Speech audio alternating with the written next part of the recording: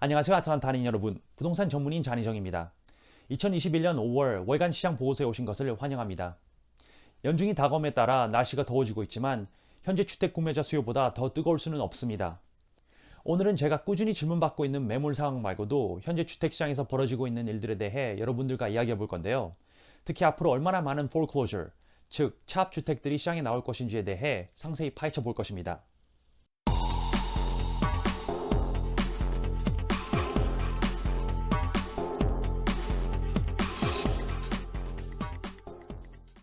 그럼 곧바로 주택 매물부터 시작하겠습니다.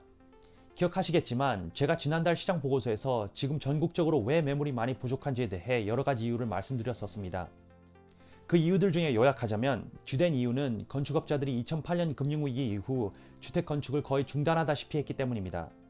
그 후 인구수는 꾸준히 증가했지만 건축업자들의 대출이 말라버리면서 그 인구수를 충족시키기 위해 주택 건축을 하지 않았습니다. 여기에 대해 프레디 맥의 수석 경제학자 샘 케이러는 이렇게 언급했습니다. 주택 부족의 주된 원인은 단독주택 건설의 장기적인 감소였습니다. 이러한 감소는 엔트리 레벨 단독주택 또는 스타터 주택의 공급 감소로 이어졌습니다. 그리고 이 그래프를 보면 미국에서 몇십 년마다 몇 채의 단독주택이 구축된지 알 수 있습니다. 보시다시피 2010년과 2019년 사이에 지난 10년 동안 미국에서 650만 가구가 구축된 것을 확인할 수 있는데 이것을 70년대부터 비교하면 지금 인구수가 더 많은 것까지 감안해서 650만이 얼마나 낮은 구축률이었음을 확인할 수 있습니다. 다시 보시면 80년대만 빼고 구축한 주택수가 다 1000만을 넘고 있습니다. 자, 왜 지금 매물이 부족한지 알겠습니다. 그러나 이것은 지나간 일이고 앞으로의 상황을 볼 때 언제 더 많은 매물이 시장에 출시되기 시작할까요? 퍼서나믹스의 최근 설문조사에 따르면 경제학자들의 43%는 미국 주택시장이 하반기부터 성장할 것이라고 답했습니다. 이것은 현재 진행되고 있는 대규모 코로나 예방 접종 때문입니다. 더 많은 사람들이 밖으로 나가고 사람들이 집으로 들어오는 것이 안전하다고 느낄 것입니다. 이것으로 인해 판매 가능한 주택과 앞으로 출시될 신규 주택들로 인해 드디어 주택 구매자들의 숨통이 트일 것입니다. 그럼 현재 우리 조지아주의 매물 상황을 잠시 살펴보겠습니다. 이 그래프는 2020년 1월 이후로 판매 가능한 주택 매물수를 나타냅니다. 그리고 최근을 살펴보면 지난달 4월에 매물이 증가하기 시작했음을 알 수 있습니다. 이것이 작년 코로나 발병 이후 매물이 증가하는 것은 처음 있는 일입니다. 이 증가세는 큰 숫자가 아니지만 앞으로 더 많은 매물이 시장에 출시될 것이라는 신호입니다. 3월에 9,600채의 주택이 판매 가능했지만 그 수는 4월에 1,150채로 증가했습니다. 그리고 머지않아 더 많은 매물이 시장에 출시될 예정이므로 전문가들은 이번 해를 이렇게 예상하고 있습니다. 페니, 프레디 및 MBA에 따르면 작년에 비해 주택 판매량이 더 늘어날 것을 예상하고 있습니다. 작년에는 전국적으로 650만 가구가 팔렸지만 올해는 700만 이상이 될 것으로 예상합니다. 그리고 2022년의 예상은 서로 나뉘어져 있는 것처럼 보이지만 그럼에도 불구하고 내년에도 여전히 상당한 판매량을 예측하고 있습니다. 자, 작년 말부터 지금까지 제가 지속적으로 받고 있는 두 가지 질문이 있는데 첫 번째는 주택 거품에 대한 질문과 두 번째는 앞으로 다가올 주택 차압에 대한 질문입니다. 주택 거품에 대해서는 제가 1월 시장 보고서에서 자세히 설명했기 때문에 다시 반복하지 않겠습니다. 하지만 제가 지금 다시 주택 거품을 언급하는 이유는 최근에 구글이 보고하기를 주택시장이 언제 붕괴되나 라는 검색 질문이 지난달에 2450% 급증했다고 합니다. 그리고 여기에 대해 NAR의 수석 경제학자 러런스 윤이 단순 명쾌한 답변을 제공합니다. 이것은 거품이 아닙니다. 단순히 공급 부족입니다. 여러분, 현재 주택시장에 처해 있는 상황은 거품이 아닙니다. 우리는 지금 2008년과 비교했을 때 전혀 다른 시나리오에 있습니다. 지금 상황은 단순히 수요와 공급의 결과입니다. 무엇이든 시장에 물건 양이 적지만 그 물건에 대해 수요가 높으면 그 물건의 가격은 상승 압력을 유지하게 됩니다. 여기에 대해 제가 자세히 설명한 1월 월간 시장 보고서를 참고하시길 바랍니다. 아래 링크 첨부하겠습니다.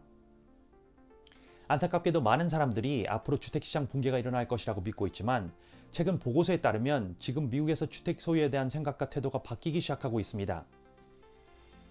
이것은 향후 12개월 내에 주택 구매를 계획하고 있는 주택 구매자들에 대한 NAHB의 보고입니다. 올해 1분기에 미국 성인의 16%가 향후 12개월 안에 주택 구입을 고려하고 있습니다. 이 수치를 약 1년 전인 작년 1분기와 비교해보면 그 수치는 10%에 불과했습니다. 그러면 이것은 무엇을 의미하는 것일까요? 이것은 팬데믹 동안 주택 소유에 대한 사람들의 생각이 바뀌었음을 의미합니다.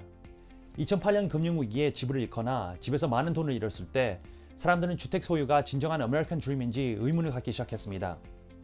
집을 소유하는 것이 현명한 투자가 아닐 수도 있고 임대하는 것이 더 나을 수도 있다고 생각했습니다. 그러나 이번 팬데믹으로 인해 주택 소유에 대한 견해가 극적으로 바뀌었습니다. 작년에 집이 우리 삶의 진원지였기 때문입니다. 우리는 집에서 먹고, 일하고, 운동하고, 놀고, 아이들은 학교에 갔고, 가족들은 가정에서 함께 좋은 시간을 보냈습니다. 물론 이런 상황이 영원히 지속되는 것은 아니지만 사람들은 이 모든 것이 자기들한테 중요하다고 생각하고 있으며 그들은 바로 그 이유 때문에 집을 소유하고 싶어 하는 것입니다. 자, 그럼 이제 모기지에 대해 이야기해 보겠습니다. 코로나가 시작된 이후로 저는 이것을 계속 주시하고 있었으며 여러분께 여기에 대해 틈틈이 최신 정보를 전해드렸었습니다. 왜냐하면 모기지에 대해 잘 이해하고 있으면 앞으로 얼마나 많은 foreclosure, 즉 차압 주택들이 시장에 나올지를 알 수 있기 때문입니다. 작년 5월 말로 거슬러 올라가는 이 차트를 보면 맨 왼쪽 첫 번째 빨간색 막대로 표시된 부분이 모기지회를 이행 중인 476만 개의 숫자를 나타냅니다. 이 숫자는 주황색 부분이 시작될 때인 8월 초에 400만 미만으로 떨어졌다가 10월 초에 파란색으로 변할 때 다시 300만 개 미만으로 떨어졌습니다.